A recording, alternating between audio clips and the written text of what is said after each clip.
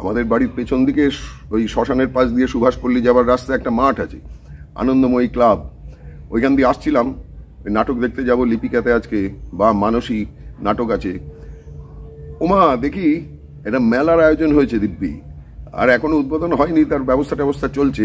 গুরুত্বপূর্ণ লোকজন আসবেন নিশ্চয়ই উদ্বোধন করতে। এখনো মাইকের আওয়াজ শুরু হয়নি, কিন্তু কি সুন্দর সুন্দর বিক্রেতা, আর কি সুন্দর সুন্দর তাদের পণ্যদ্রব্য, হ্যাঁ, আর নিজেদের ঘরে টরে তৈরি। আমি তো মহা আনন্দে, উদ্বোধন না হোক, মেলা তো শুরু হয়ে গেছে। একদম ফুচকা খেয়ে, আলু কাবলি বললো, আলু কাট, আর তারপর ঘুগনি খেয়ে দে। আর কি সুন্দর সব 10 টাকা করে পুতুল বানিয়েছে। আমি একদম মহা আনন্দে কয়েকটা নিয়ে বেশ ভরা মনে ফিরে এলাম। বসন্ত উৎসবের ভিড় পেরিয়ে গিয়ে বেশ একটা সারপ্রাইজ উৎসব, বাড়তি খুশি।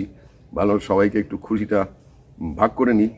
আর কাছাকাছি যারা থাকো তারা বোধহয় আরও 2-3 দিন চলবে, খোঁজ নিতে পারো।